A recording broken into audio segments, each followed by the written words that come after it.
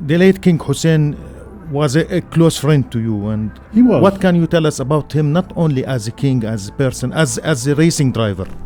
He was fearless as a driver, very courageous and very fast. And talented.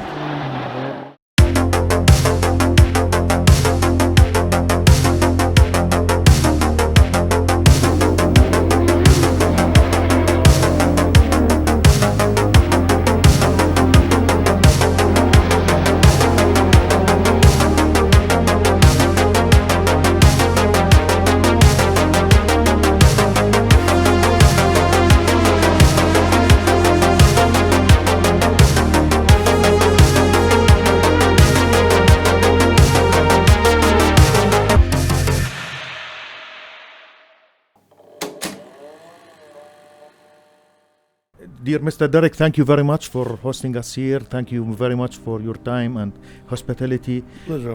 Can we go back to the early days of motorsport in Jordan, the early beginnings? What can you tell us exactly, Derek? Well, apart from the hill climb in 1955, in about probably early 60s, His late Majesty King Hussein felt like letting off steam, as it were, by driving his Alfa Romeo, as it was in those days, around the perimeter tracks of the old airport in Marco. And he invited two or three of us who had similar cars to race with him every Friday. So we did this for a little while, periodically, but then I found certainly that tire wear was becoming very serious, and I had to keep buying new sets of tires, which was very expensive in those days when we didn't have much money. So then, by chance, I found an article in one of the motoring magazines that described go-karts, which was a new miniature sport of motor racing. So I showed this to His Majesty, and he was quite interested. He said, "This looks like something that we can all enjoy." So he asked me to look into the details of buying some. But we all agreed, I think, at the time that we should all have exactly the same carts, not that the rich people could buy more sophisticated and more powerful carts. So we did that, and we chose keel carts in those days, which were all identical from England. And we ordered 6 carts for those of us who were interested, including His Majesty. So then we raced these all around the perimeter tracks of Marco Airport, long before Queen Alia Airport was built. And every Friday afternoon for perhaps 2 or 3 years. And His Majesty rarely missed a race day. It's only when he was occupied in official affairs. But then, after a while, even the attraction of kart racing paled a little bit. So I thought that let's try something different, and I set up what we called a gymkhana once, which is a sort of obstacle race for cars, and also a treasure hunt, which a friend of mine organized for the group of friends, including His Majesty and Princess Muna. And he was so pleased with that he asked me to expand it somehow and do it in a more serious light. So that was the beginning of motorsport really in Jordan, when we started the treasure hunts, which were a sort of navigational rally, but without high speeds initially.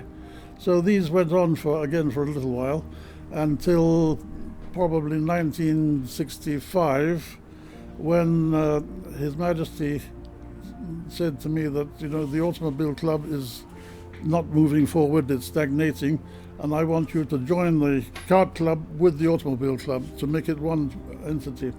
And I want you to become the director of the Automobile Club. So on the 1st of January 1966, I went through the doors of the Automobile Club as the new manager, and I started to organize both the sporting and the touring affairs of the club. And we progressed little by little, and then I continued with the treasure hunt rally tours, as we called them. Also, the treasure hunt, Derek, it was a way to explore Jordan also, not yes. only... Oh yes, I chose routes all over the country. because in those days we had to keep on asphalt roads because Yes. we were using our normal everyday cars. So we explored. I found routes all over the place, from Erdbid all the way down to Tafile. And then even that became a little bit tedious, so I introduced one or two similar special stages into these rallies. And that was quite popular, although everybody was using their normal everyday car, not a rally car, of course. So then that progressed, and I then thought it's time for a conventional rally, a special stage rally, which I set up one around the Azalak area, and we invited one or two people from outside, including Michel Saleh, who was one of the That was in drivers. 1981. Something like that. Yes. So I did that, and then another one the following year, and then I was invited by the organizer of the Oman rally to go and be a steward in his race, and one or two other races, which were in the Gulf Rally Challenge, Yes. I should say, so, which was organized in those days by David Richards. So I thought then, well, why don't we expand that into a proper regional championship?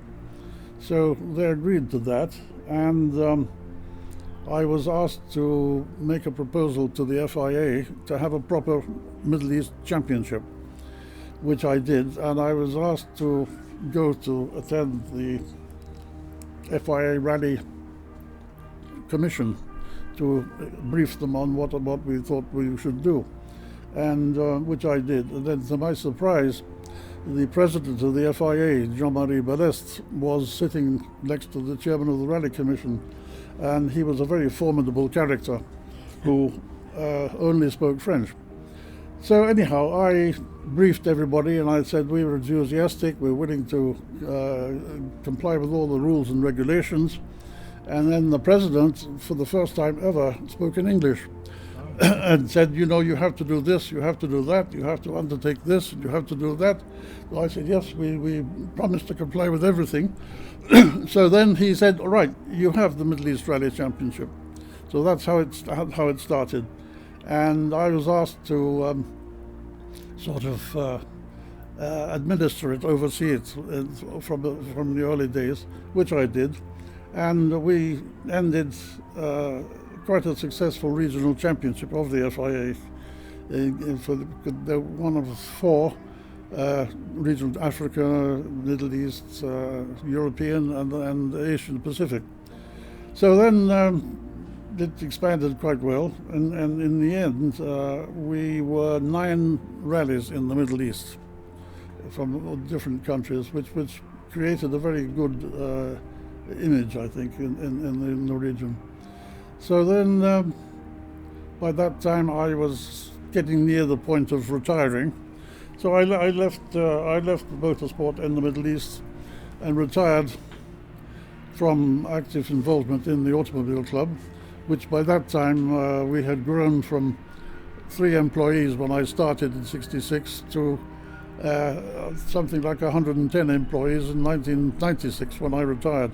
So it became, I think, the premier automobile club in the whole region of the Middle East. And when you started working with the club, it used to be in Jebel Wabdi. Jebel Wabdi, small that's right, small offices. Yes. Then which even His Majesty felt was inadequate. So I suggested, can't you allocate a piece of land for us so we build a proper club? And we had a meeting at the palace with the chairman of our club and 1 or 2 other people, and we explained what we had in mind, and also another club, which was a hunting club, said, well, we want a piece of land too. So His Majesty said, we can have the same land divided in 2. So we both said, no, that's not adequate. So, however, His Majesty allocated the land where we are now in edge of Wadi Sir, which was at that time about 150 dirhams, so which was fantastic. But it was all empty land, and there were no roads up there in those days. And club members were saying, well, this is the end of the world. Who's going to go out there at night? But anyhow, we persevered and built a new clubhouse, which was inaugurated by His Majesty in 1969, and progressed from there. So it was, an interesting period in my life, certainly seeing how motorsport and road safety and tourism progressed in the country. The late King Hussein was a close friend to you, and he was. What can you tell us about him, not only as a king, as a person, as a racing driver? He was fearless as a driver, very courageous and very fast. And talented, yeah? Very fast and very talented, yes. His speciality, of course, was the Roman hill climb, which he loved very much. And even on occasion, I would get a telephone call from his ADC, Ali Shukri, said, His Majesty wants to go and drive up and down the hill climb and come over. So I think when the king was having a difficult time diplomatically and getting frustrated with people and events, he used to go over to the hill climb and just shoot up and down on the road. And he asked me to be there just to keep an eye on things. And he loved the Roman, but he was not a rally driver. I have to say, one or two events he took part with His Royal Highness Prince Rad as the co-driver, but this was not really their speciality. The king wanted speed and just to go flat out everywhere. Yeah. And what about King Abdullah also? King Abdullah was more into rallying. Yeah, he came back from his college studies out abroad and started karting. And also then, but when he returned after graduation, he took part in some of the rallies, but it took him a while for him to appreciate the concept of rallying not being a flat-out drive all the way. And he partnered with Ahmed Bilbesi, and they created a very successful rally team, the Silkat rally team. And he won several local rallies, and in the international Jordan rally he came, I think, second and third on a couple of occasions. 1986 and 88. Yes, and then he entered in the Qatar International Rally one year, but unfortunately mechanical trouble interfered with his run. But he, again, like his father, His Majesty King Abdullah's again, a fearless driver and very courageous driver. Also, Derek, you've opened a karting circuit inside the club. Yes, we created a driver training center for teaching new drivers, and I designed and built a set of roads circuits for driver training. And it actually transpired that the outer limits of this complex of roads was ideal for karting. So then we reintroduced karting, which had been stopped more or less. And then again we decided on the same make of karts, but much more powerful. These were English karts with Spanish engines with 250 cc, 6 gears, capable of more than 200 kilometers an hour. And these were raced quite successfully at the club for a couple of years. And then I thought it would be a good idea to have a charity kart race. It was 69, 70, something like that. And I designed a race, a 1 hour endurance race. And each driver would try to find sponsors who would pay a certain amount for each lap that this driver could complete. So we organized that, and I was fortunate to win that race. And we collected something like 11,000 dinars, in which we gave to Queen Noor for donation to various charities. And then After a little while, unfortunately I had a brain hemorrhage, and I had to stop karting and take a more sedentary life. So then I was more in the organising side. You used to race also at that time. Oh yeah? yes. Every kind of Not only karting. I didn't race everything because I Yes. had to organise the rally tours because nobody else wanted to. Everybody wanted to drive. Yes. So I actually managed to persuade a couple of club members to organise one of these 2-day rally tours going down to Aqaba overnight, and I drove with my then future wife as co-driver, and we were fortunate to win the rally by only 2 seconds penalty or something like right. that. So that was my swan song, my final event in the thing. Also, you organized rallies through Jerusalem. Yeah. Yes, oh yes, we did. Before '67, there was one rally I had organised with overnights at the Intercontinental Hotel in And starts for Jerusalem. Intercontinental in Amman, and Yes, then, that's right. Yes. I'm forgetting all the events, I think, because I used to do so much that they all merge into. It was honestly a golden era at that time. It was beautiful. Yes, it was. Oh, it was a fantastic era in the country. We had so many friends, so much to do, and so many privileges, especially with His Majesty King Hussein behind everything.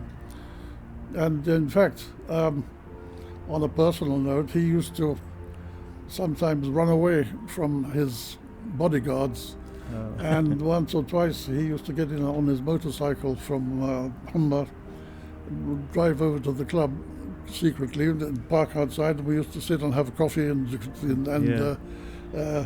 discuss various matters until I get a telephone call from the Royal Guards to ask if His Majesty was there because they wanted to catch up with him. Yeah.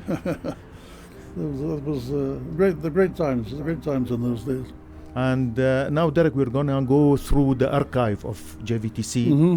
It's like a on the memory lane. Now we're watching some old footage from a speed test in the club in 1980. Yes, Can you get us through this footage and nice memories, please? Well, these little control tower I built really for when we had the kart racing there, but also I thought the circuit was ideal for running some car events, gymkhanas as they were known, speed tests also.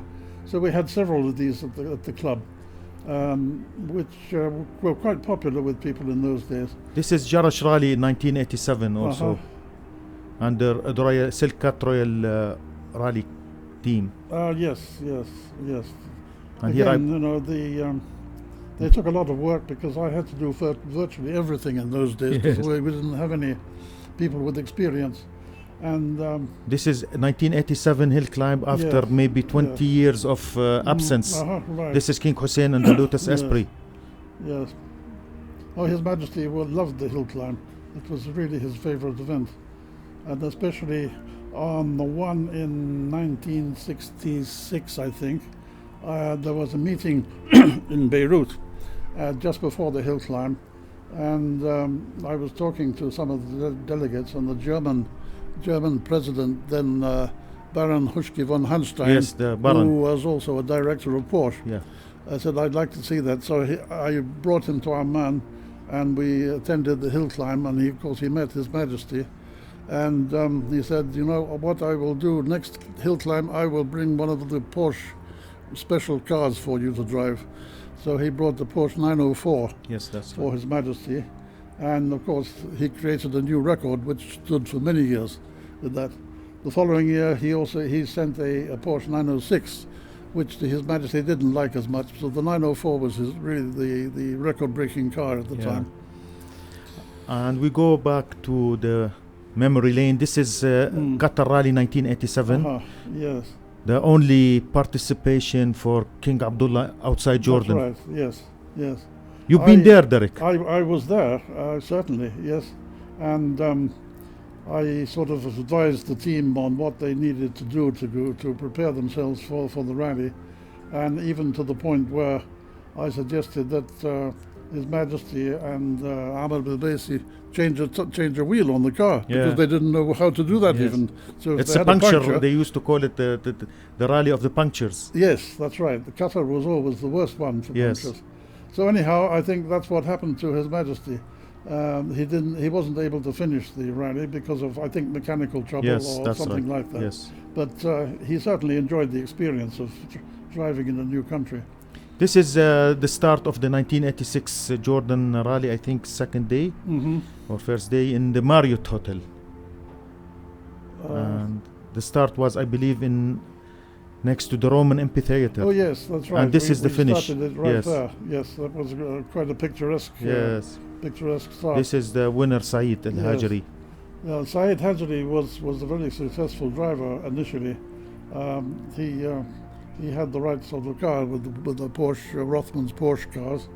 And then, of course, Mohammed bin Sulayem, who's now the FIA president, was also driving at the time, mostly in Toyotas. They were the two premier drivers for several years in the Middle East Championship. And we were fortunate in Jordan that they and several other drivers from the Gulf and even from Europe came to race in Jordan, which was quite gratifying. And Jordan Rally used to be 3 rallies in one. It was a tarmac rally, twisty rally, narrow roads, and desert stages. That's right.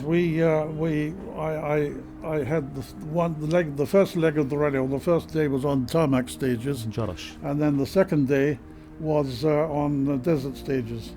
And then after that, when we found that it was difficult for people to change the setup of the cars from a tarmac setup to desert setup, we had 2-day rallies running right the way down to Petra, and we had down to Aqaba on one event. Yeah, two times I think. There was also a very famous jump. Oh yes, that's right. On one of those rallies, we had a number of accidents, with high-speed accidents, and there was one with Tony Giorgio driving a Nissan 240 RS who spun, I think, 5 or 6 times, and it was caught on camera. Yes. And it was shown all over the world, which I thought was not very good advertisement for Jordan, but it was certainly a spectacular event. Any final words, Mr. Ledger? Well, I mean, it was nice to meet you and to bring back so many memories of the old days when we had the motorsport as a real sport, not as something more than that. So it was very, very nice to see you and meet you and discuss the good old days. Yes, thank you very much. Pleasure is mine. Thank you for hosting us and for your hospitality. Very well. الله يطول بعمرك. Many thanks. Thank you. Looking forward to seeing you soon. إذا أعزائنا بهذا النحو بتكون هالمقابلة الرائعة، حديث الذكريات، حديث الأيام الحلوة، الأيام الذهبية ذيات السيارات في الأردن والشرق الأوسط مع السيد ديريك ليدجر قد شارفت على النهاية. شكرا وإلى اللقاء في حلقة جديدة.